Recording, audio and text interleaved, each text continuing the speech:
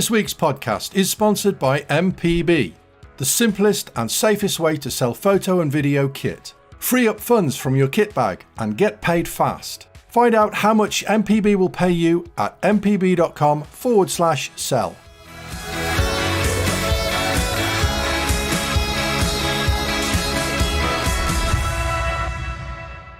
Good evening and welcome to the Movies Podcast. And joining me today for this Cage Fest, I have Mark Costello. Evening all. And Simon Crust. Hello, good evening, and Nicolas Cage. Spelt with a C or a K or both. Yeah, or both, yes, as we recently found out, yes. So today we're going to be going full Cage in celebration of his massive talent. It's massive. It's massive. Massive. Massive. Yeah. Doesn't fit on the screen. No. We're going to be looking back at his best and worst films.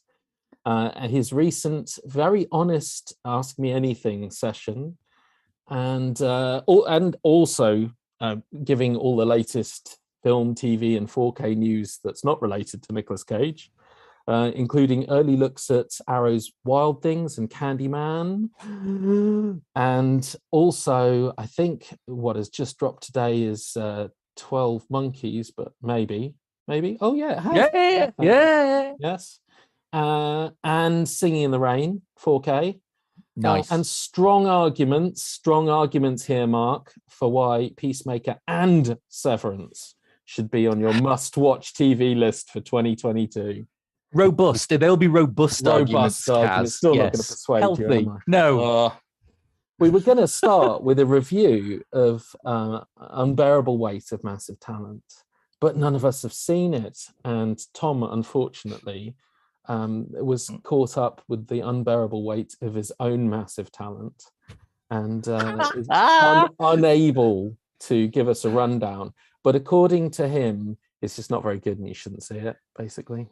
So like most things Tom sees then. Yeah, 4. Yeah. So trusty Tom 4. No, he really enjoyed it, and I think he recommends it with the caveat that I think everyone would have probably wanted Cage to go a bit more full Cage. But I think I'm really looking forward to it. I'm not going to get out to the cinema to see it, but I'm undoubtedly going to love the fact that for some insane reason it's been given a 4K release and a 4K Steelbook release, which I've got on pre-order thanks to it's a massive talent. It deserves both of those. It doesn't make the massive talent. It's 0 sense. There's House of Gucci, The Father. There's so many films recently that haven't had Nightmare Alley. How many of those star Nicolas Cage? There's your answer. Yes. Okay, we'll go with that. Before we do get too carried away with Cage, let's do some competitions. And our competition today is to win a Nicolas Cage movie. So you should hold fire for that one later on. That's our podcast exclusive, winning a decent Cage movie. We didn't Absolutely lump you with USS Indianapolis. Yeah, Mark, we would. Yeah, we would if we had it. If we had it, you'd be getting it. That's right. I did consider it. Mark, what have we got to win today? Oh, so many things, Kaz. You can win on regular but still glorious old Blu-ray. Sing 2. My pick of April's Blu-ray releases The Days of Bagnalled Summer on limited edition release, Young Rock Season 1, Constantine House of Mystery, Belfast, Dear Evan Hansen, and a couple of Studio Canal discs. But if you don't do 1080p anymore, if you are a 4K snob and only do 4K on disc, well, we've got your backs covered as well. You can win Scream. You can win a couple of second sight releases, including The Babadook and Spider-Man No Way Home on 4K. But that only has a couple of days left, kids. So get all over that. And if discs ain't yo bag, we have a fantastic Beasts merch pack for you as well. So head over to avforums.com/competitions to enter. All competitions are open to eligible AV Forums members resident in the UK. Nice. And we have lots of winners. I'm going to run through the winners because I made my own snafu here, so I'm going to have to make my apologies. Tom Torian, I'm going to say Torian, even though it's T4URE4N. No, that's so much snappier. Say it like that. One Clifford the Big Red Dog on Blu-ray. I mean, Tom is going to be so gutted he can't give that away. Yeah. Brenda Ingram won Hidden Assets on DVD. Lobster Hunter won the podcast exclusive The Ice Road on Blu-ray. Natalie Blythe won The Responder on Blu-ray. Paul Pierce won The Gentle Gunman on Blu-ray. J. Dore 1964 won the podcast exclusive Spiral on Blu-ray. Patron Raz77 won Criterion's March titles on Blu-ray. Patron David M won Resident Evil Welcome to Raccoon City on 4K. And patron Lefty Lion won A Discovery of Witches, the final chapter on Blu-ray. Now, Criterion's February titles, I drew them and they've gone to Dapper Dan 486 patron. He's probably got them by now. And then I got a private message from Togasa, who's also a patron, who said, "Thank you for drawing me for Criterion's February titles." I'd accidentally clicked. I must have clicked the cycle round to the next person and then hit save, and it sent him an automatic message saying you got them. So Togasa, I'm going to sort you out with some spares from Criterion's February titles just to make you happy. And that's the power you have, Kaz. You're like a deity. The power that you hold really in your that one finger slip, and look at that. What, the power to decide whether or not someone gets Clifford the Big Red Dog on Blu-ray. Hey, don't underestimate it. Okay. I do a little bit. Let's do Cage then. Come on, we've got a lot of Cage to get. Cage. In celebration of Cage, I put together a list. It's a random Kaz made up list, but it splits Cage's entire life into a series of eras. I've got different ages of Cage. That's what you should have gone with, Kaz. It should, yeah, different ages of Cage. I like that. Yeah, there's six ages of Cage. There we go. We've got early Cage, action Cage, serious Cage, silly Cage, DTV Cage, and Cage Unleashed. They're roughly chronological. There's a bit of overlap, and what's interesting about them is that two things I found. Firstly, there's at least one good movie in every era, and the eras are only like five years or so. So they're not huge eras. And his last Cage Unleashed era seems to be by far the best of all of his eras. Even though some of people's favorites will probably be fairly early in the list. But let's take a look. Let's dive in. Take us through it. Okay. Take us through it, Kaz. So early Cage, which is late 80s to mid 90s. Yep. I've put down Rumblefish, Raising Arizona, Wild at Heart, Wings of the Apache, also known as Firebirds, Red Rock West, and the pinnacle for him in that early era, Leaving Las Vegas, which got him the Oscar, I think. It did, yes. Got him a lot of recognition. Yes. So that was no Peggy Sue Got Married though. I mean, I haven't included all of his films. He's done like 500 films. So I could 500 films? No, he hasn't. He hasn't. I mean, he could have done 500 films. It's not that much of an exaggeration. No, he looking at his IMDb page. Certainly in his DTV era. But no, I just picked like half a dozen from each era. But yes. Yes, this is when he was serious and wanted to be a contender as such, wasn't he? Yeah, he wanted to be as a trying to get out of the shadow of the Coppola family. Yes, because I guess there's some nepotism there. There's got to be some, starting off. But you say that, but didn't he actually change his name from Coppola to Cage to avoid nepotism? To avoid that, yeah. So fair play. Sure, he did try and avoid it, but there's got to be some way in, doesn't there? Well, do you know anyone who could maybe get me a... Oi, Uncle Francis. Got any work experience going this summer? Could have had a worse starting point from an acting, but he did give his all. Absolutely. I think what's most interesting about early Cage is it was probably his most eclectic. He was all over the shop here. I mean, Raising Arizona is one of my favorite comedies of all time. Yeah. It's geez, and he is a purely comedic creation in it. HI, and it's just a wonderful comedic performance. But then, like you say, you start off with Rumblefish.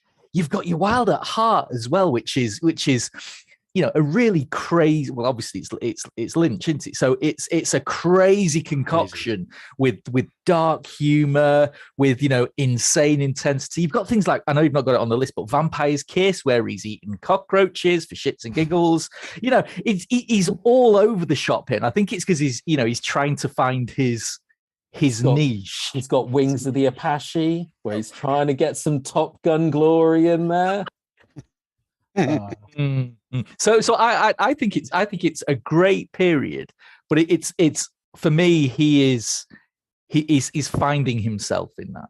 Yes, I mean it is. Well, we're finding him, I should say. He probably knew exactly what he was doing and who he was. We're sort of being introduced to the different ranges of Cage. Yes, ranges of Cage, ages of Cage. What's going on? What's your favourite, Simon, from that era? From that era? Yes. I would have to say the failed Superman film that never got made. Nice. That would have really made it a colourful era. That would have really it? Been something, wouldn't it? Did they make a documentary about that? Kevin Smith has been talking about this. I haven't seen. I would love to see that documentary. It exists. I've seen it. You can find it on. I'm not sure if you can get it on YouTube now. It used to be, but if you dive deep into the web, you can find it. Nice. And it's incredible, actually, how far along they got before it was actually cancelled.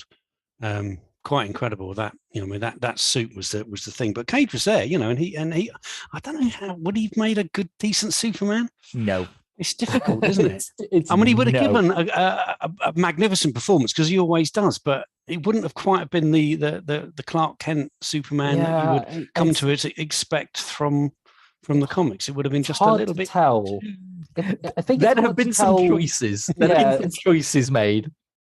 Hard to look back on now, because I would say he closed out this era with. I mean, I wrote it down that way, but he closed it out with Leaving Las Vegas. Yeah, they gave him the Oscar. He put in a tremendous performance. I wonder whether Nicolas Cage, after a few more of these eras, would have still stood a chance, because he followed up Leaving Las Vegas, winning the Oscar, with getting super ripped, getting a dirty white vest on, and doing Con Air. I mean, it was an insane choice for him. Yeah, if you remember Cage in his early films, I mean, even when he's doing kind of, in inverted commas, action in Wings of the Apache, I mean, he's a pretty skinny, slight guy, and he is absolutely. I mean, he's properly ripped when he turns up for Con Air. And I think I don't know. I think it's interesting that he shifts so wildly to do that. I mean, they spend a lot of time focusing on him being super muscly Cage. I mean, it's utter nonsense, isn't it? But it's well, it is. But do you know what? And bear with me on this. It's what Feige did with the MCU. Look what Bruckheimer did. With by picking Cage, who at that time was not an action star, and he said, "You know what? We've got these insane action films. We want a good actor because we're going to focus on, in amongst all the stuff blown up. Yes, we want that character." And so suddenly you pick Cage, and no Cage in those Bruckheimer films, you get no Downey Jr. and Iron Man. Yes. I am telling you, I think that is the genius of what Bruckheimer did there by picking him. And like I say, it could have been one and done, but no, and and it kept going and it kept going, and there were more and more and more, and that little oeuvre is utterly spectacular. I think his action era is. I mean, Tom has actually put in his favourites from each era. We only just clocked it now, but he picked Leaving Las Vegas from the early era. But from this era, he's inexplicably picked Con Air. I mean, I can understand that because it's crazy good fun. But the whole era's pretty intoxicating. I mean, it's Con Air. I put down Con Air, Face Off, Gone in 60 Seconds, Wind Talkers, and my choice was The Rock. And it was a tough call between that and Mark's choice, Face Off, because it's a tremendous era of just action films. He does a couple of Woos, he does 3 Bruckheimers. I mean, he's having a lot of fun out there. Absolutely. He is, but again, and here's another hot take. It's not allow me to have a hot take. Hot take here, the best of those starts to show, I think, where Cage is best. Cage works best with a partner. He works best with a double act. Yes, so I agree. Con Air, I'd argue that you don't go to Con Air for Nicolas Cage. He's there and he's great. But you go to Con Air for Steve Buscemi, John Malkovich, Danny Trejo. Hell, even John Cusack in that amazing suit. Similarly, he is amazing in The Rock. I'd argue sticking with anyone other than Connery, and it is not the classic. The same with Face Off. You sticking with anyone other than Travolta, and half the fun in Face Off, and I'll give you this, half the fun is spotting the cracks where Travolta's Cage impression falls down and where Cage's Travolta impression falls down. And eventually your mind just gives up because you can't keep track of it all. And it's brilliant. But they work, the best ones for me there work when he is not the single sole focus. He's not the movie star tentpole lead of the film. And for me, that's something, as you go through the later ages of Cage's, his best movies are where he is part of an ensemble or he is a supporting actor in it. So that's my view here. I like that. I like that theory. I would say, I'm going to say that's part of the reason why I picked The Rock over Face Off. I absolutely love Face Off, but if I'm picking a Nicolas Cage movie from this era, Nicolas Cage and The Rock, I rewatched it again in advance of this podcast. He has some crazy lines, they're just normal lines that he's having sex with his girlfriend. He's in the middle of it, and he gets a phone call to go and stop some nerve agent. And he's sitting there going, this is not happening. And then he's like, this is not happening. And it's only Nicolas Cage. Only Nicolas Cage could make that work. He's got all these terrible lines that you can tell from other, Michael Bay movies. They clearly don't work in other people's mouths, but he's having a ball talking about Franciscan monks and creating champagne. Voila, it's his pronunciation of the word a-hole. That's the one where you go, oh yes, he's serious now. He has such a ball in that I had to give it to that as his performance. But in Face Off, which I love as well, I actually love Travolta as Cage. So it's almost not as much a Nicolas Cage movie for me, because Travolta doing his best impression of Cage is one of Travolta's best performances. It's like, because you're sitting there going, yeah, that's everything I love about Nicolas Cage right there. Yeah, it's great. But even Gone in 60 Seconds, which, I watched at the time and it was all disappointing because, again, part of the double act there, it was him and Angelina Jolie. And he was playing it far too straight. He was, you could see he was trying to be much more Mr. Mainstream action man in that. But again, I watched it a year ago. For the first time since seeing it at the cinema, and there's just something so off about Cage in some of these that's just brilliant. Yes. That just and it's the fact that it's like the uncanny, isn't it? People talk about the uncanny, that thing which is 99% normal but is 1% not quite right. Yeah. That's Nicolas Cage in almost every film, but it's brilliant, and it's that he brings to it. Yes, he certainly does, and he switched from that to serious. So he went from early Cage, which was a blend of everything, to action Cage, proper ripped.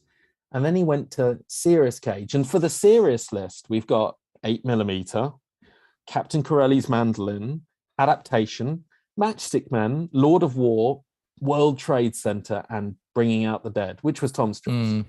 What about Snake Eyes? Would you stick Snake Eyes because that's borderline silly Cage, isn't it? Why do I not have Snake Eyes in this list? I'm gonna put Snake Eyes in the serious list. Nice live adaptation. I am because Snake Eyes for me would probably top Bringing Out the Dead. I have a lot of fun with Snake Eyes. Yes, yeah, but even so, I'd argue that there's not a film in there that sticks in the memory like some of his action stuff. They are.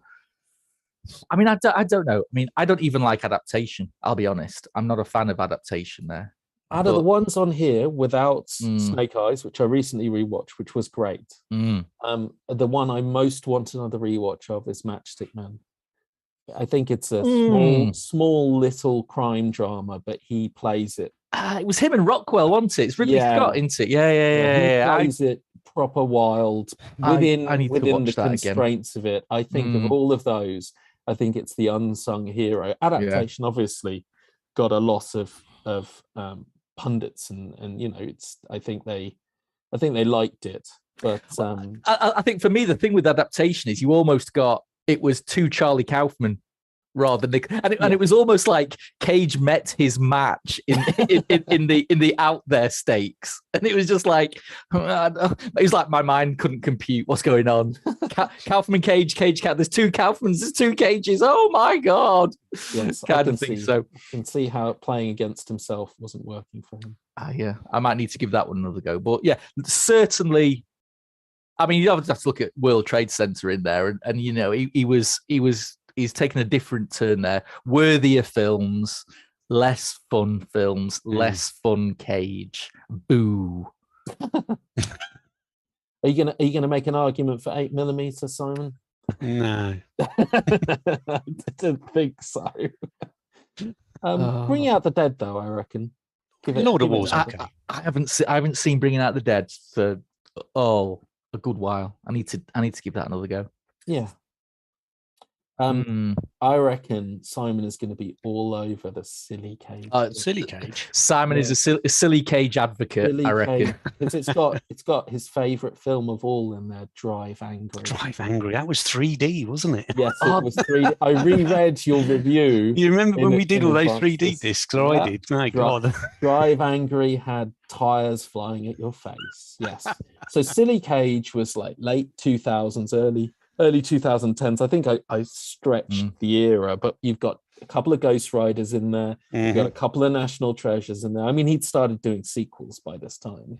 I put Next and Knowing together. Because one's good and one's not. But, yes, but they're both these premonition kind of thingies, and for a good long time I got them confused, not because one wasn't much better than the other, but because for some reason Cage had done two premonition movies quite close together and given them one-word titles.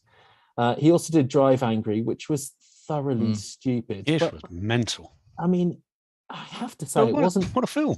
Yeah, it wasn't an unpleasurable. Really entertaining. Yeah, it's not. It was not a car crash. I like it. I was going to say, watch that now in these rarefied times. Who's the weirdo, Nick Cage or Amber Heard? You just don't know. Yep. Yes. Yes. Anyway, bit of political there for the kids. Bit of political. He did also do Kick-Ass.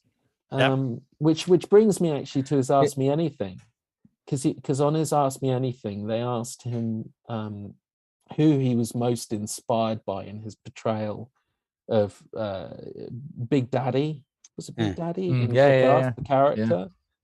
And he said it was the classic Adam West Batman.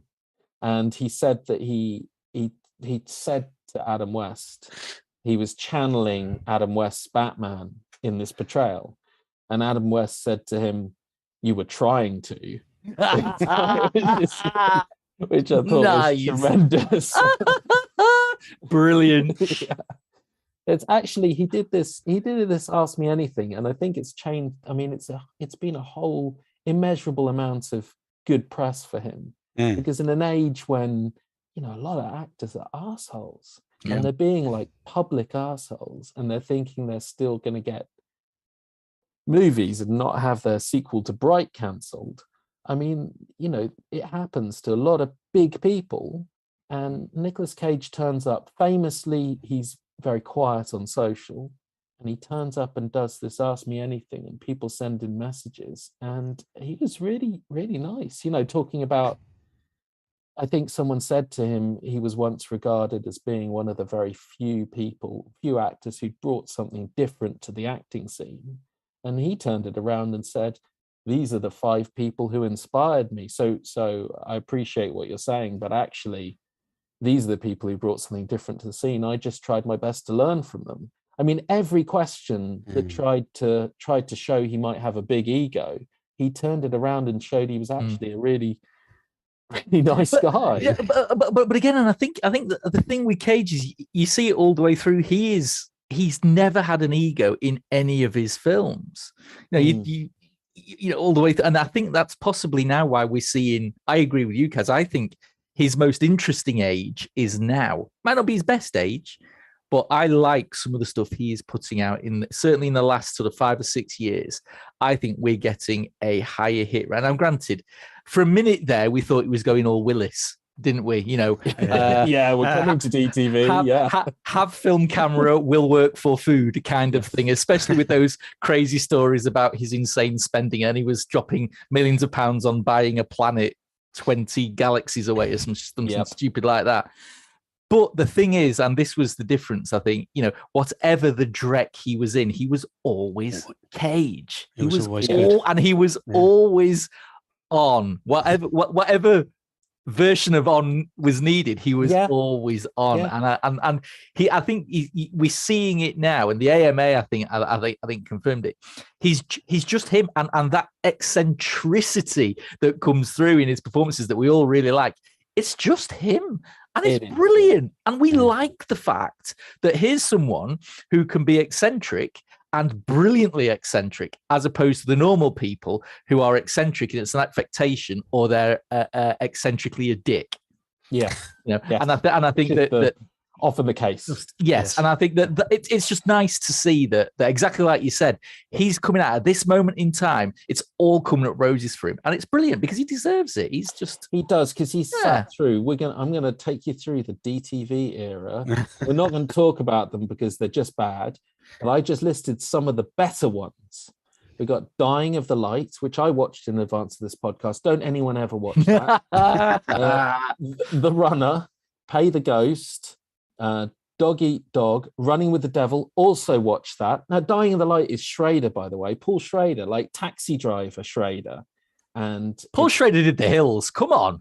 Okay, well, it's The Hills Schrader. I watched Running with the Devil, which is Cage and Lawrence Fishburne. Don't ever watch that. Basically, skip all of these. I reviewed USS Indianapolis. Don't watch that. Just listen to Quint's story from Jaws again. Save you a lot of time, and you get to watch a classic film. It's true, but you're missing 2 off the list there, Kaz, aren't you? I come into the last 2, which is Mark is going to defend Mum and Dad. As if it needs any so we had that rash, didn't we, sort of starting in 2014 of, you know, horror films starring school kids, you know, and we got Cooties, which was big fun with Elijah Wood, from kids turning into zombies because they ate an infected chicken nugget. Nice. It kind of culminated, I think, with Lupita Nyong'o in that Little Monsters thing, which is quite funny because you got very small children around a very sweary Australian, which is just fun, whichever way you look at it. But then slap bang in the middle, you had Mom and Dad, which actually I think was absolutely brilliant because, again, Cage and Selma Blair together, I thought were a fantastic little double act. The plot switch around where all parents had a sudden burning desire to kill their own children, but only their own children, I thought was brilliant. And, you know, talk about DTV royalty. You got Nicolas Cage fighting Lance Henriksen. I mean, the defense rests, my lord. It doesn't need anything more than that. Honestly, it is an excellent film because, again, Cage gets to go full gonzo in it because, you know, he's chasing his own kids, trying to throttle them, you know, in his bombed out man cave in his house, and all of a sudden he starts having emotional angst about what he's doing, and it's Cage on a page. Where am I pulling these from? It's golden. Your mind. Golden. So yes, I think I have lodged a very robust defense of Mom and Dad. I'm not going to say for a second that Joe is a better movie, because it is. Joe is a better movie. Probably Mum and Dad is very entertaining, but out of them, probably, actually maybe a bit of both, got him into the next era. Yeah, I think Joe showed that he still had some acting chops, and maybe Mum and Dad still showed his wild side.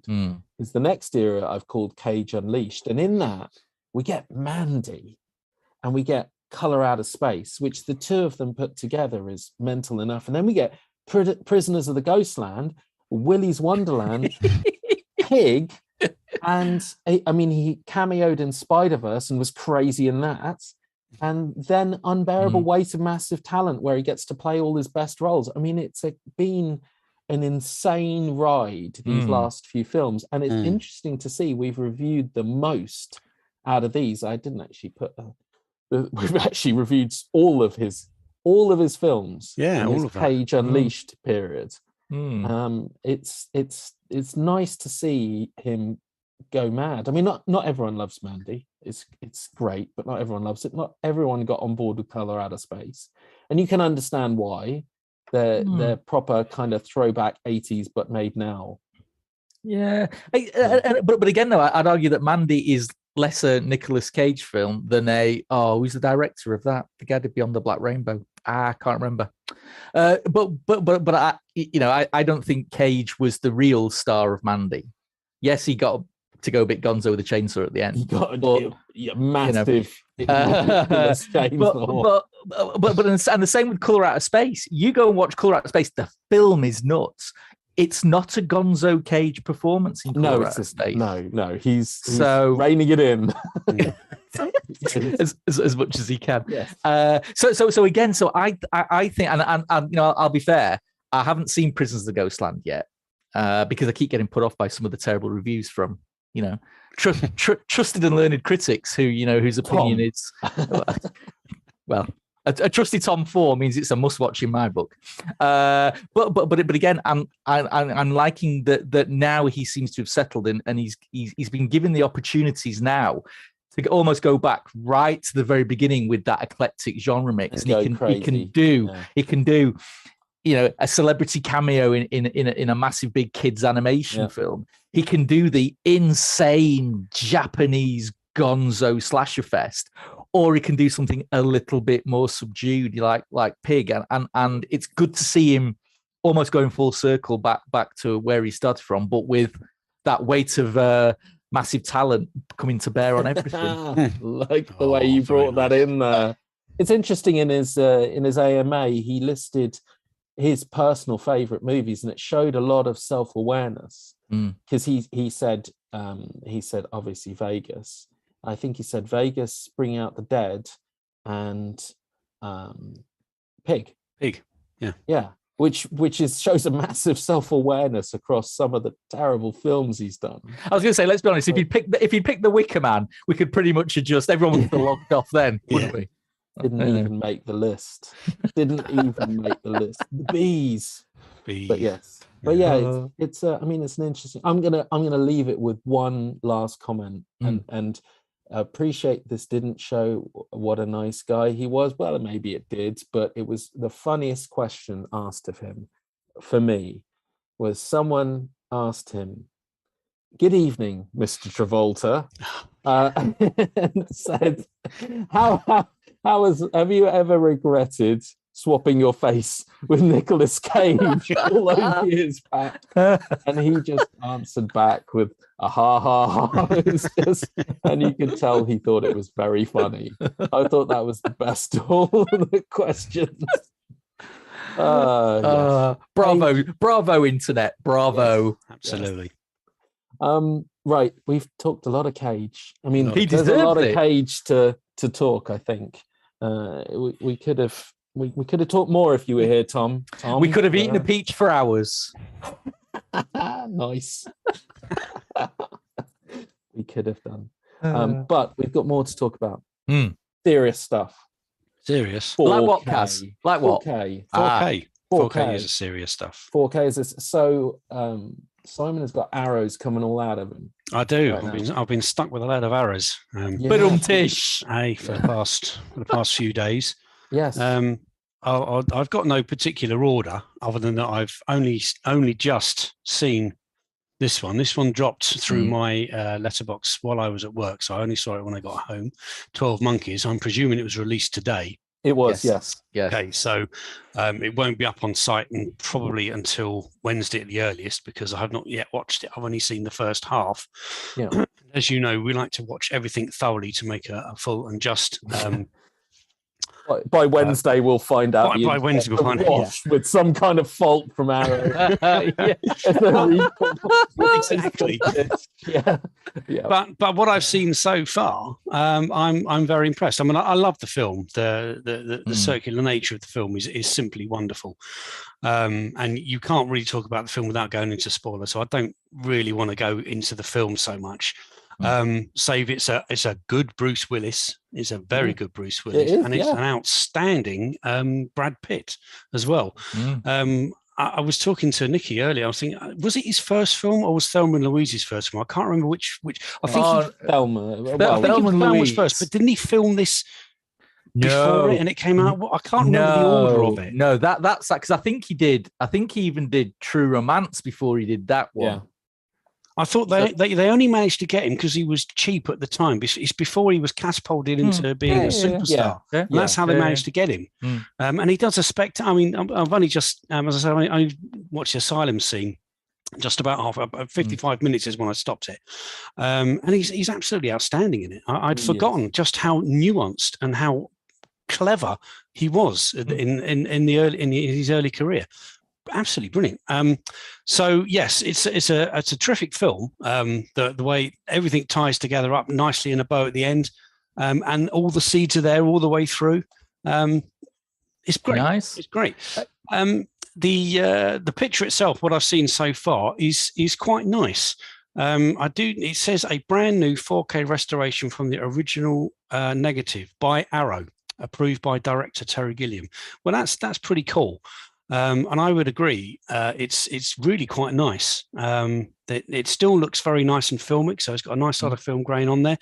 It's mostly well detailed. I mean, Gilliam's filming style, as you know, is a little bit soft.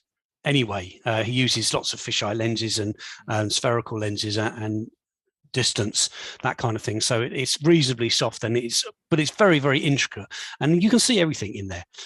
I haven't got to it yet, but you can probably see the hamster going round in the wheel. Well, it took about a month to film. It did.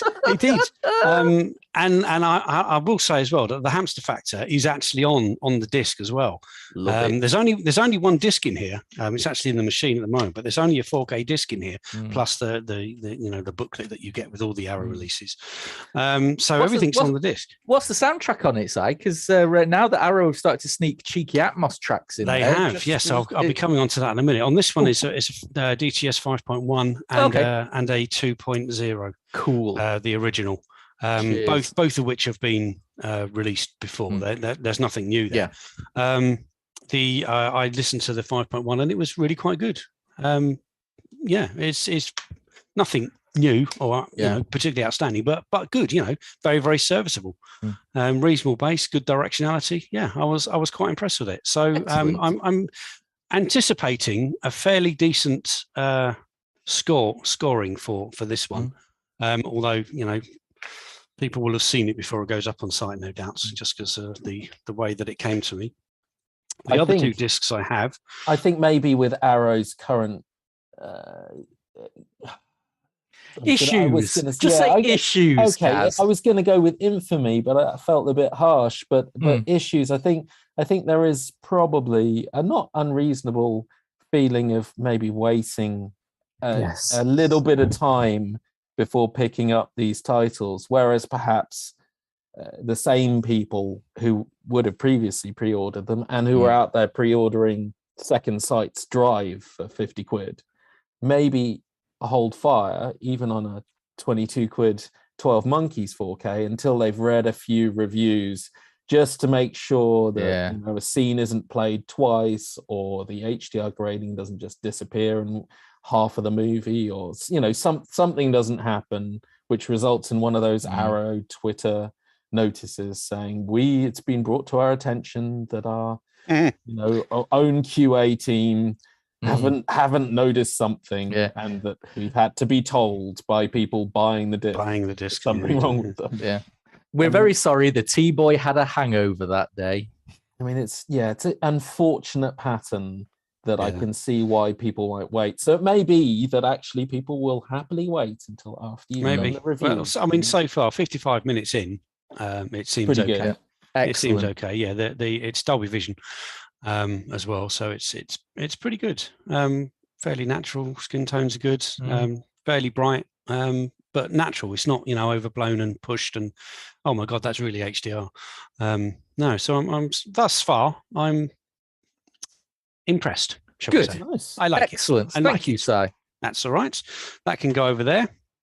I've got two other discs which aren't out until the end of next month, actually, isn't it? I can't remember the exact date. Yeah, they're both probably May. the last week, isn't it? I think last week in May, towards the end of May. Yeah, both towards the end of May. One is Wild Things, and the other is Candyman. But only say it once or four times. Said it Stop twice, after the fourth time. Yeah. So we've got to be careful. Candyman again. Oh no! Oh no! So let's talk a little bit about Wild Things. I've watched both of these. I watched them both over the weekend for this podcast, really, and to get them written and up on site. Wild Things has got both versions of the film on it. It's a new master, but it's been done by Sony apparently, and not by Arrow, according to their webpage, which is quite interesting. The film itself, okay, so it starts off as a bit of a poorly acted 80s soap. That way. Soap. Nice. Yeah. I like what you did there. It's wax on, wax off. Yeah. Well, okay. Yeah. All right. It goes into a bit of a sex comedy. Then it goes into a bit of a noir-esque sexual drama. Then it goes a little bit off the rails. Then it just goes batshit crazy. It's amazing. It's amazing. It just gets worse and worse and worse. It's like you're fishing and you're reeling in something. It's getting heavier and heavier and heavier. You think, oh, it's a little fish. Oh, the fish has got bigger. Oh, the fish got. Oh my god, it's a fucking whale. It's just absolutely mental. I mean, who the hell was going to put nerve in a blonde wig? I mean, that's just bonkers, isn't it? Bonkers. Anyway, so Simon, can you wear out a disc like you could wear out a tape? That's the question we all want. Now that's a good question. I've not worn mine out yet. Only had it for a day. the rewind button on remote is starting to fall down. Yeah. It's caked in gunk, Si. What's this? Serious. Stuff in love. Yeah. So we're all buying wild things. Excellent. I don't know whether I could ever rewatch it. I don't know. I mean, I have to say, I know people say like Showgirls has got hidden meanings, and it's worth going over that again. I've actually rewatched Showgirls. I got no time for any kind of argument that it's a secret genius film. And Wild Things is like Showgirls, except no one's making an argument that it's any good. It's not great. No, I know you are, Mark. I know you are, but I'm a defender of the oppressed, Kaz. I know, sure. Social justice warrior. No, the thing is with Wild Things, I think you came to it for all the infamy around all the sauciness. But I actually quite like the fact there is a proper twisty turny noir in there. Underneath all the discarded bikini tops and soap suds, granted, but there is a proper film noir under there, and I'm loving it. Is it really? Is it? Yeah. It goes off the rails. I mean, it properly does. The only thing missing, the only thing that would have made Wild Things better. Is it the shark did it? Nicolas Cage. Nicolas That's Cage right. would have If made Nicolas it better, Cage yes. was in it, it would have been a He would have made it masterpiece. better. But yeah, it's definitely one of those conversations where you want to bring up a Chris Hemsworth.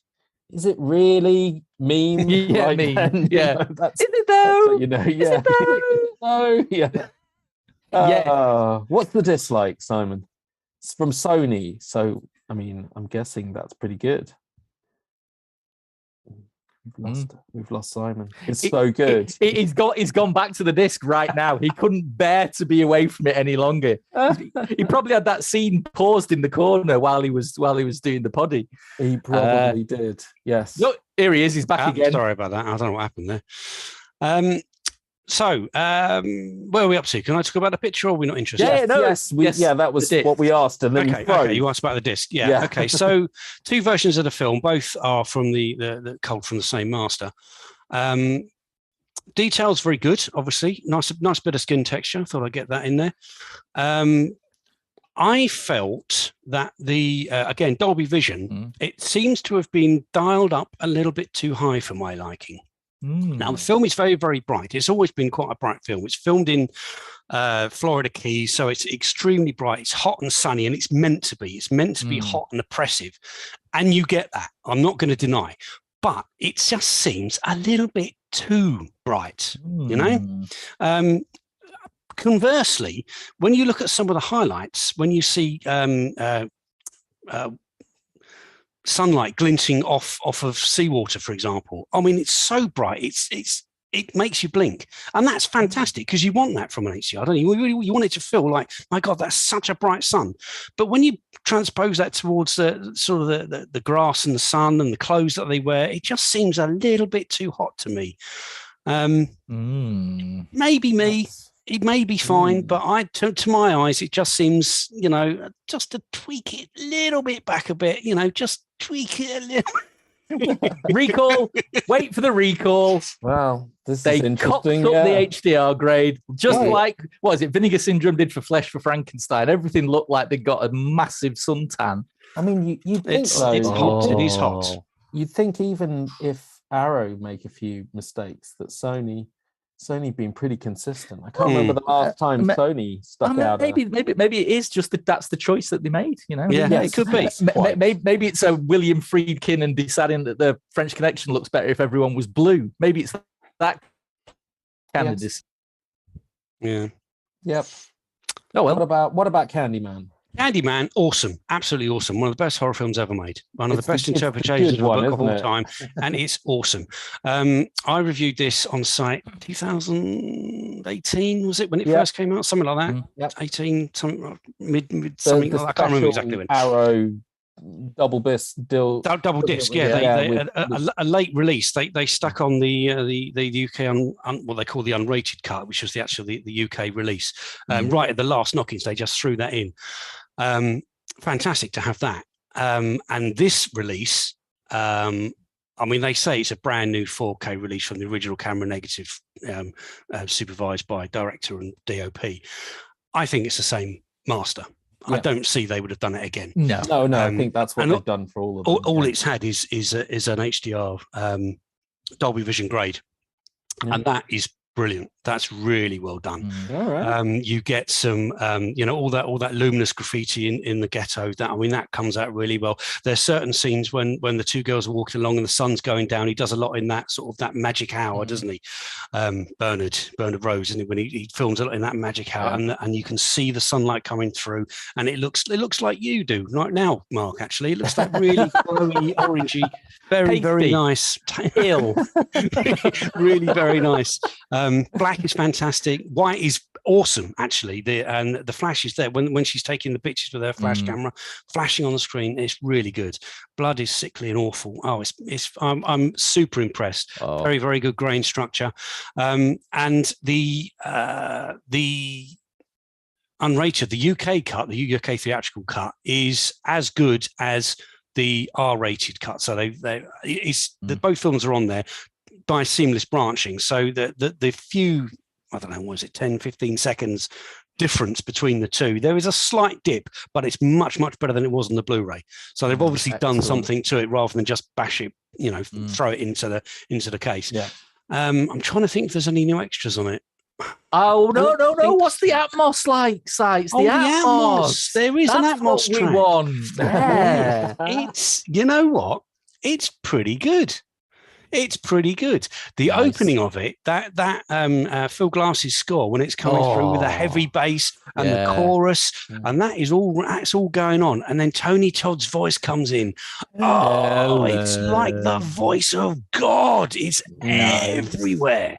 It's really good. And the crashing of the funeral pyre at the end when it's all collapsing, that's really good. Yeah, it's impressive. It's impressive. I'll have 3, please, Arrow. Yeah, the question of is it worth purchasing a from bloody hell 4 years ago now?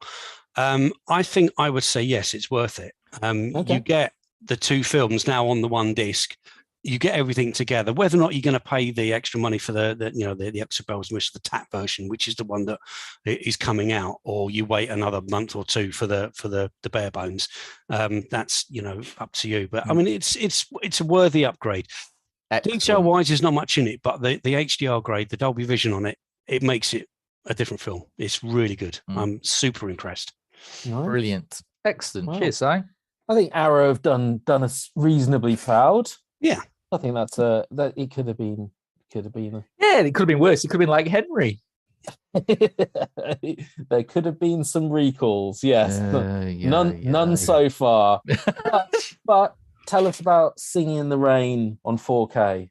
Did it have you singing in the rain? It had me singing with my heart's aflutter. It's lovely. So like I say, I got this today. I'm halfway through it. But it's everything you'd expect a golden age MGM full Technicolor production to look like. Never seen it. You've never seen. I've never seen. The most I've seen of it is I've watched Leon like 20 times. Right. So I feel like I've seen it, and I want to see it because it's Leon's favorite film. It's. The beauty of the film itself is it does not feel like those other classic golden age Hollywood musicals, because it is not a period piece. It is a very modern. It is about the history of cinema. So it's got the element of being self-aware. It's poking fun at self-important celebrities, which, let's face it, is still fun 70 years later. And to top it all off, you've got that absolutely brilliant combination of taking, what Gene Kelly did with the technical dance moves of your Fred and Ginger, but throwing in comedy, physical pratfalling comedy routines, the likes of which, from Keaton and Chaplin, where you've got Donald O'Connor and stuff like that. And that beautiful sort of amalgamation of all of that means it's you watch it and you're just smiling. I haven't even got to Singing in the Rain yet. But it's just a beautiful, brilliant, big hug of a film, and it always will be, and it's brilliant. So get it watched, Cass. In terms of the picture quality on it, yeah, it's very nice. It's very nice indeed. The opening scene is at a film premiere outside, sort of Grauman's Chinese Theatre. So you've got lots of matte paintings and and you think, it's looking a bit soft. And suddenly you get that first cut to the announcer, decked up to the heel. She's got pearls on everything, and the detail on it is absolutely immense. It's proper jaw dropping. You've got some lovely so it's HDR10. There's no Dolby Vision on the disc, but that's okay for me rocking, a very poor JVC projector, which might not be good enough for, film reviews here on the site. But it looks absolutely wonderful. The only slight problem so far is the shooting style that Doan and Kelly had. Is they use lots of long takes going into lots of optical fades and transitions, which means when the film sort of softens a generation, when you get that switch, you've actually got long periods of where the film is noticeably softer as it goes into the fade. So it's just, and again, there's nothing you can do about it. That's just part of the photochemical process. But it is the consistency between that tip-top prime level of detail and the slightly second grade because of the optical work. It's more noticeable, and there's more of those changes so far in it. But other than that, this is it's a top-tier visual presentation. Audio wise, you've got the 5.1 that was released, but you've also got the original mono track in there in lossless Dolby Digital, which is good. So you've got the choice. And listening to the 5.1 just because I want to expand it out a bit. And it's nice. It literally just takes it and spreads it across the front array. So you've got no forced ambience from the rear speakers. You've got no ridiculous new awful Foley effects. It's a very nice, tasteful remix. So so far, very, very impressed with it. And Kaz, I'm going to send you my old version of it because I feel bad that you haven't seen this. All right. In some countries, that's a crime. I know. I really, considering Leon is in my top 3 movies of all time, I feel like it. What would he say? Yeah, I know. You're disappointing Leon. He would be unimpressed. Yes. Terrible. Yes, he would. Very nice 4K today, which has actually put us almost out of time for streaming news. So I'm going to run through the streaming news really quickly, and then we're going to hear about what we've actually been watching. We were going to talk really quickly about Netflix, and Netflix getting some bad news and everyone ragging on Netflix. And I mean, I think it was perhaps a bit blown out of proportion. They did the right thing by cutting off Russia, and they lost a bunch of subscribers as a result of that. But this has also been expanded out to show that how they didn't meet their quarter expectations, and everyone's looking at what that means, and will they be able to pick it up, and is this the end of Netflix?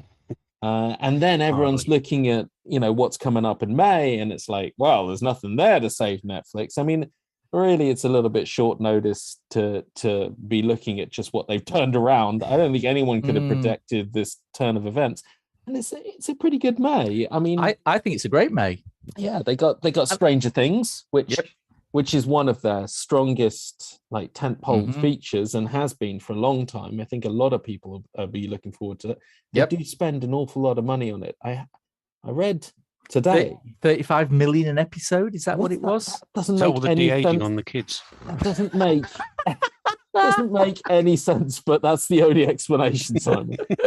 35 million. I mean, every episode is like a mid-tier Nicolas Cage movie.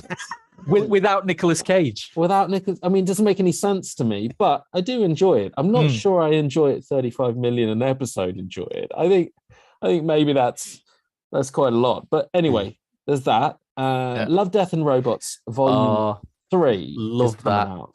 Yes, love that.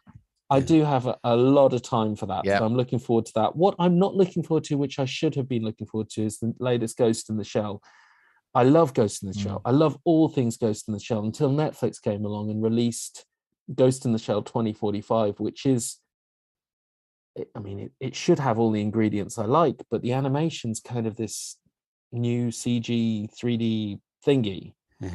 It doesn't look like classic Ghost in the Shell, and the story isn't, that clash between what's a machine and what's a soul, and it's not it's more let's go and blow some stuff up, which is fine, but it feels like it's missing something. They're coming in for a second season, so it'd be interesting to see if they turn it around. I mean, they've got all the ingredients and they got the money, but they might be playing for a different audience. But that's what I got down. But Mark, you have spotted something you're looking forward to. Yes. So I think it's a pretty good month for movies on Netflix. I mean, they've got the premiere, and I think Doctor Sleep, which I have a lot of time for. Shining fans, give it a go if you haven't. Which version? Is it director's? It'll be the director's cut, which is a shame. But I mean, you can get, but you used to be able to get both on Prime, didn't you? I'm sure you do. The director's cut is better. Yes, but you have to buy them as separate cuts. But anyway, yes. So that's good. I'm also a big fan of the Hairspray remake. I know shoot me. But again, it's back to Travolta. But the one thing that I do want to draw people's attention to, if they've missed it, is a little film called Spontaneous. Now, you may look at it and go, what is this? What teen angsty comedy rubbish is this, Costello? Well, let me tell you, it is what did I write? I'm going to read this. Blood spattering, E.T. riffing, teen angsty, romance, emo, dramatastic. Yeah, there you go. Yeah, so it's pretty good. It's basically about high school kids who spontaneously combust. Sold. They managed to turn it. It starts off as amusing as that sounds, but then it goes quite dark, and it does actually get quite emotional. And it ends pretty dark. Well, yeah. Dark. But like I said, the midpoint, there's a brilliant. They take the piss out of E.T. Something Rotten in a sort of hospital scene, and it's just it made my old soul just saucy. Now, but no, it is really good fun. If you get a chance to check it out, I do recommend Spontaneous on Netflix. It's good fun. Okay. Yes. And what have we been watching, Simon? Scrubs. Wow. And I finished Severance as well. Nice. Go on, get it out your systems. I'm just gonna go and just listen to something over here. You're gonna listen to Sparks. I am. No, look, I mean, it took a while for us to convince Tom to watch Peacemaker, but all four of us have watched Peacemaker. I mean, I appreciate he's only halfway through the season, but he'll get that. Oh yeah, he was sold. Yeah, but it took a while to persuade him. We've all watched and loved Peacemaker. Yes, I think the fact that 3 out of 4 of us have watched, and I'm assuming here, Simon, loved Severance. Dissenting argument. Bravo, Mr. Crust. Bravo. So wasn't the final episode some of the tensest TV you've watched in a long time? Yes, it was. But like all of these new TV shows, it doesn't wrap anything up. It's just a big tease for the next season. It is, yes. Well, it wasn't actually the last episode. They took the last episode and they stuck it on to season 2.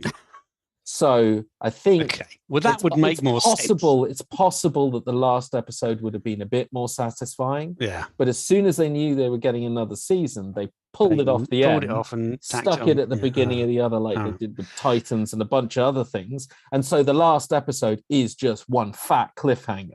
Yeah. Off the back of a hell of an adrenaline ride of like 6 different stories all coming together. But can you? So you're not going to sell it to Mark? You're going to give him an argument? Hang on, I watched the first half of the first episode of Severance and got so bored. No, I'm sorry, I'm not a fan of this. Oh, you've got to waste 3 hours of your life before it gets remotely good. No, I don't. 3 episodes. It's what I said to Tom about Peacemaker. No, Peacemaker was great after 3 minutes. Sure, but maybe not for everybody. I don't know. I don't know. Did you see that opening gambit? I mean, exactly. Opening credits, sold. Opening credits, yeah. It was, but I didn't want Tom to give up after 3 minutes, just in case. So I sold him on 3 episodes. I think you should try 3 episodes. You might find that the sci-fi kind of twinge to it kicks in after a bit. It doesn't happen after the first few minutes. It's a longer burn than that.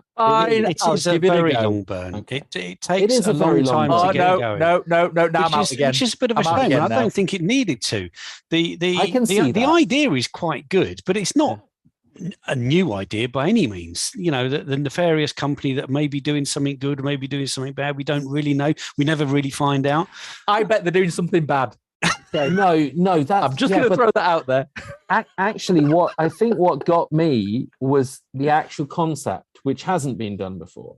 So I agree with you about the company and all the rest of the backdrop, but the actual concept is what mucking about with memories. Yeah, I've never seen that before. Yeah, but I know, but the way they've done it actually makes you think. It is quite clever. It does make you think. Well, what would I? What would you do in that? Is it better than Hugh Jackman's Reminiscence?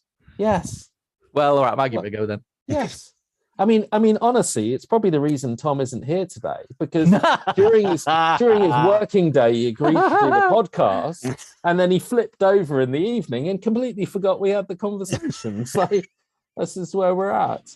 Tell us about Sparks, Mark. Yes. So I've gone all musical this month with Netflix. There's a lot in there, but on the weekend I watched Edgar Wright's documentary, The Sparks Brothers, which I've been wanting to see, and it dropped on Netflix a couple of weeks ago, I think, and it's absolutely brilliant because I know nothing about Sparks other than, of course, this town ain't big enough for the both of us, and the fact that Hitler's playing keyboards in a artastic band from the 70s. But it was a fantastic documentary. Edgar Wright put it together as only Edgar Wright could.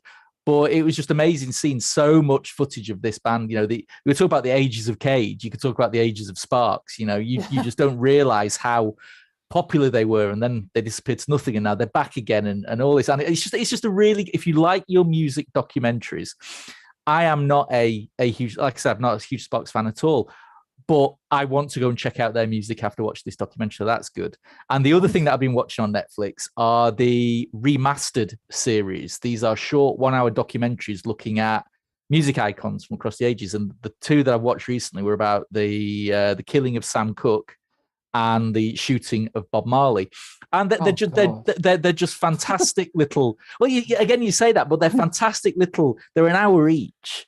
And, you know, what they are doing is they are shining a light on aspects of these characters which you didn't know anything about, like the Bob Marley one, you know, how politically involved he was, how entwined with Jamaica's politics and the country he was, and how he left Jamaica, was forced to leave Jamaica because of this assassination attempt that may or may not have been the doing of one of the political parties over. You know, it's a fantastic little hour-long drop into a piece of history that you didn't know anything about. And so, I can't recommend these remastered little documentaries enough on Netflix. They're brilliant.